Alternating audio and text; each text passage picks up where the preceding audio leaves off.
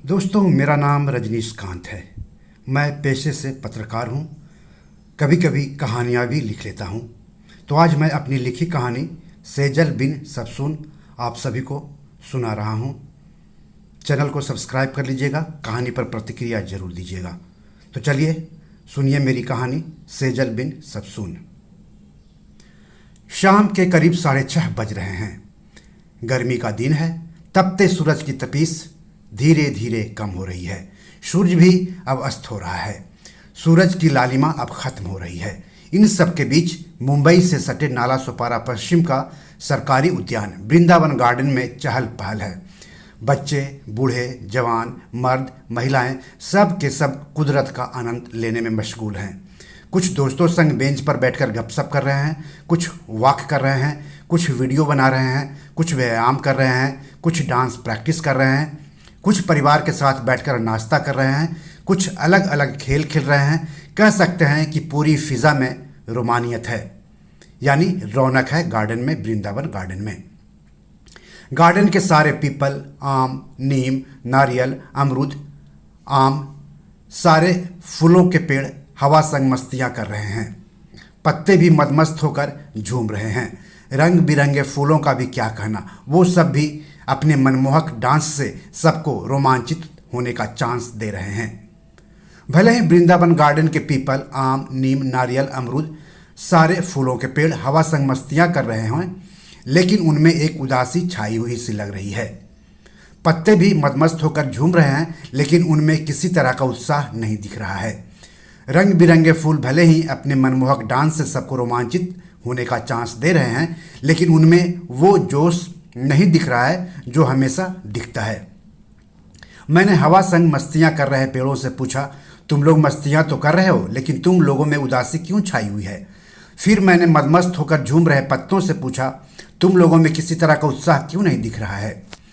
मैंने मनमोहक डांस कर रहे फूलों से भी पूछा, तुम लोगों में आज वो जोश नहीं दिख रहा है जो हमेशा से दिखाई देता है? मुझसे पेड़ों ने, पत्तों ने, फूलों ने एक स्वर में कहा, अरे यार, पिछले 3 हफ्ते से गार्डन में हंसती, मुस्कराती, इतराती, खूबसूरत, सबकी चहेती सेजल नहीं आ रही है। मैंने उनके जवाब पर चौंकते हुए पूछा, ये सेजल कौन है? हर दिन सुबह शाम गार्डन में इतने सारे लोग आते हैं, फिर केवल सेजल के नहीं आने से तुम लोगों में इतनी मायूसी क्यों है? तब पेड़ों, पत्तों, फूलों ने मुझसे कहा, तुम्हें नहीं पता है क्या? सिर्फ हम लोग ही नहीं, गार्डन में शाम को आने वाले सारे लोग सेजल के 3 हफ्ते से नहीं आने से मायूस हैं, उदास हैं, बेचैन हैं।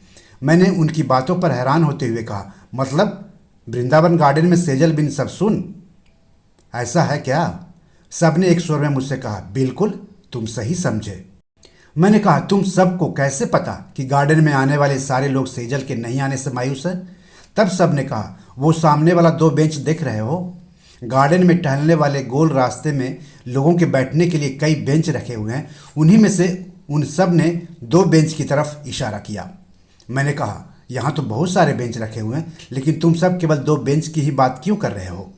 मेरे इस सवाल पर गार्डन के पेड़, पत्ते और फूलों ने जो कहा उससे मैं क्या, कोई भी चौंक जाएगा। मैंने कहा, ऐसा क्या है आखिर? तब सब ने मुझसे कहा, उन दोनों बेंच पर शाम को गार्डन के खुलने से लेकर गार्डन के बंद होने तक, यानी शाम के 4 बजे से लेकर 8 बजे तक 75 से 80 साल के 7-8 बुजुर्ग बैठते हैं, और सबको हर दिन 30 से 35 साल की शादीशुदा सेजल का इंतज़ार रहता है। उन सब ने ही मुझसे कहा कि सेजल जब भी गार्डन आती है शाम 6:30 बजे के करीब आती है।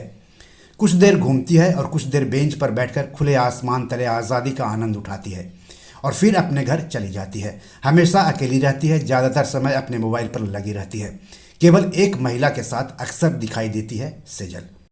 मैंने पूछा कि गार्डन में बहुत सारे लोग आते हैं, लेकिन तुम सबको कैसे पता कि जो 75 से 80 साल के 7-8 बुजुर्ग हैं उनको सेजल का ही इंतजार रहता है? तब सबने कहा, सेजल के आने तक उन सभी का ध्यान अपनी अपनी घड़ियों और गार्डन के गेट पर ही रहता है। जैसे ही सेजल गार्डन में प्रवेश करती है और उन बुजुर्गों की निगाहों से गुजरती है तो उनमें एक अजीब सी हलचल होने लगती है।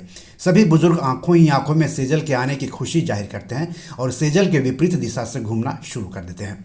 मैंने चौंकते हुए कहा, अच्छा ये बात है। सेजल पर गलत निगाह रखने वाले उन बुजुर्गों के बारे में पेड़, पत्तों, फूलों ने एक बात और जो मुझसे कहा उससे मेरे पैरों तले जमीन खिसक गई। एक पेड़ ने कहा, जब एक दिन सेजल काफ़ी देरी से गार्डन में आए तो सारे बुजुर्ग काफ़ी बेचैन थे। जब सेजल ने घूमना शुरू किया तो उन 7-8 बुजुर्गों में से 2 बुजुर्गों ने भी सेजल के विपरीत दिशा से घूमना शुरू किया। और जब वो दोनों सेजल के बगल से गुजर रहे थे तो उनमें से एक ने दूसरे बुजुर्ग से कहा कि ये महिला काफ़ी इंतज़ार करवाती है। मैंने चौंकते हुए कहा कि ओहो, ऐसी बात है। मैंने उन सब से कहा कि ये तो बहुत गंभीर बात है। सेजल के बाप दादा की उम्र के बुजुर्गों की इतनी गंदी निगाह, उन बुजुर्गों को तो शर्म आनी चाहिए अपनी ऐसी घटिया नीयत पर।